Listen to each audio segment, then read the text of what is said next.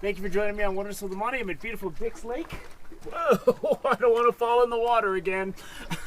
I'm standing on this sketchy rock. Now I'm going to be doing some fishing today, some fly fishing and some spin fishing.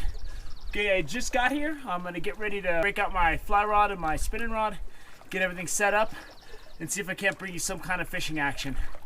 And as I said in my hiking portion of this clip, I just want to get at least one fish. So let's see what we can do. For my choice of flies,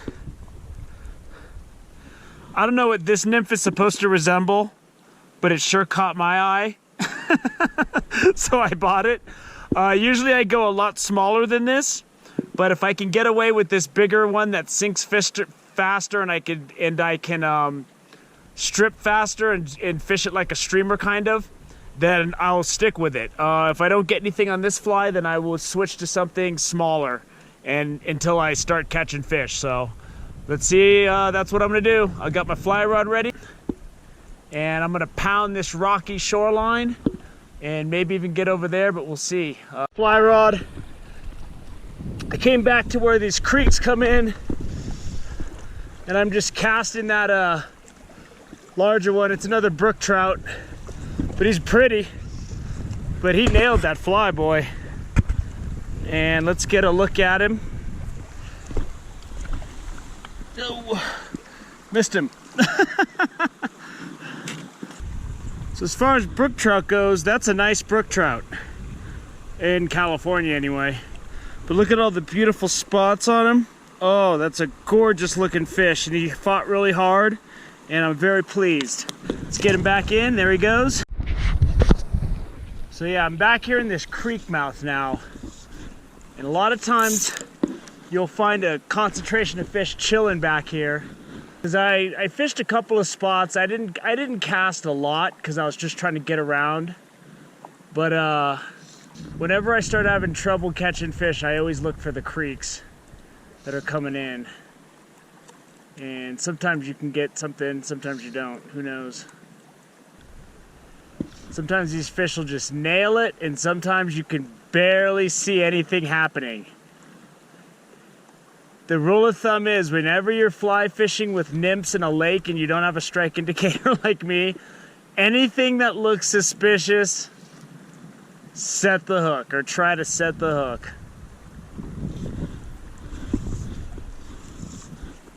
And a lot of times it'll pay off. Got a good one, good brookie. And what I'm doing is I'm letting the fly sink way down deep. And I'm letting it sink down deep to the point where my line is sinking. My floating line is way down there. So here's that fish. That's a nice brook trout right there. I was letting my line sink way down deep so that, look at the white fins on him, so that my floating line was sinking, and I was down there like 10 feet or so. There he goes. That was a nice fish though. So I'm letting my floating line sink down, and then I'm stripping it, kind of like a streamer. I'm just giving it pops. So let's see if we can get another one doing that. There we go. Oh, they're hitting it. Once you find something that works, you got to stick with that pattern.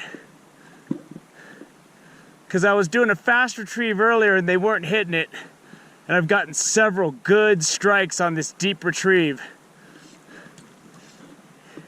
And you just got to watch your line and you'll see it go. It's hard to explain.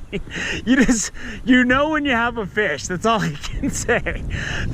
It's not like a real exact way that it goes out, but sometimes they just take it, but other times you find out when you go to tug on it. But I'm letting it sink, so my fly's probably down there around 10 feet. There's one. Oh, they're hitting it, boy. Fly that was working, and I'm just fishing that deep pattern, so I got the only other big beadhead that I got that is sinking fast, and they're nailing it, man. I'm letting it get down deep. I made my leader a little longer. I made my leader like 10 feet. but these fish fight. And I'm getting just one hit after another, fishing this deep water in front of this creek area. And this fish does not want to come in, and he's not huge, but these are nice brook trout for as far as brook trout go. I haven't got any rainbows yet, but as long as my fly rod's working, I'm gonna keep on pounding it. Oh, he's a nice one. Get him in here. Got him. Get him out of here and I'll show him to you. So the weather out here isn't too hot, and it is one of the nicest days. I'm getting some real pretty brook trout here. These are nice little fish, but I mean, they're hard fighting. And you know, that's a nice little 10-incher. And he's good. Whoa, there he goes. And they're really strong and they're really healthy.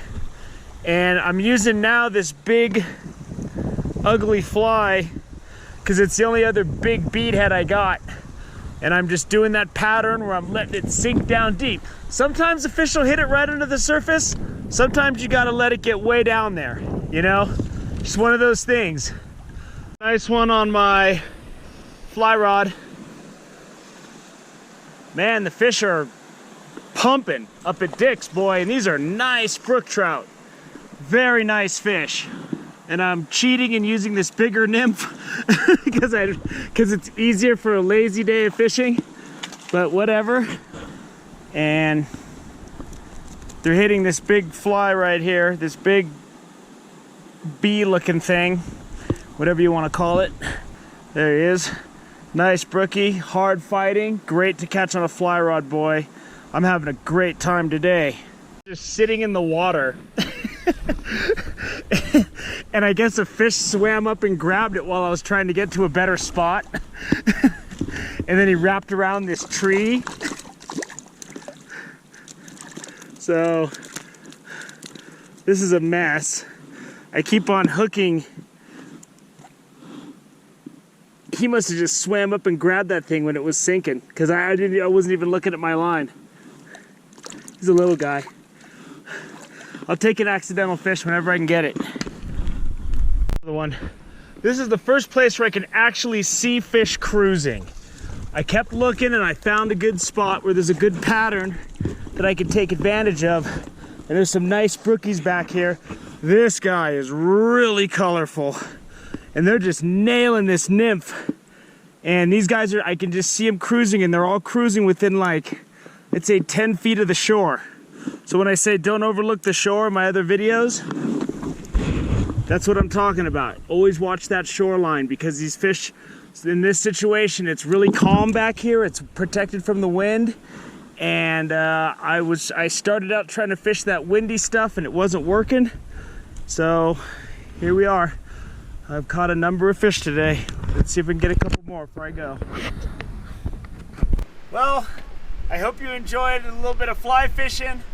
I got some of the I got everything on big nymph beadheads. I was just being lazy and I didn't want to sit and watch a little tiny fly. So I got these faster, bigger beadheads and they were sinking down. This is the guy I closed with. And this thing is all torn up from catching fish. But sometimes I was letting it sink down.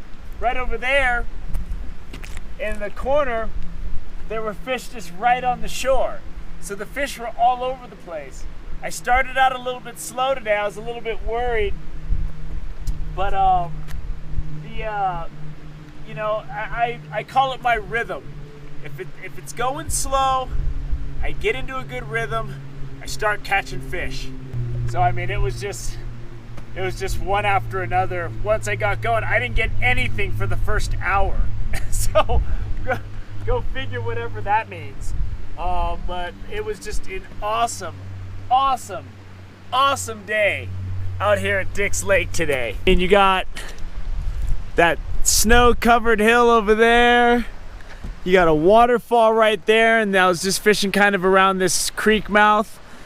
And it's just, it's a little hard to get around in the back of the lake, but the fishing is smoking hot, and I highly recommend it. I was hoping to get some hard fighting rainbows today, but I didn't get any. But, oh well.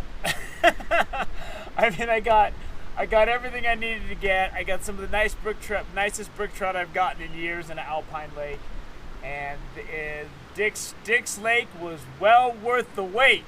So I'm gonna go ahead and pack out of here and go get something and drive through, preferably something with bacon on it. So thank you for joining me on Wilderness with Amani.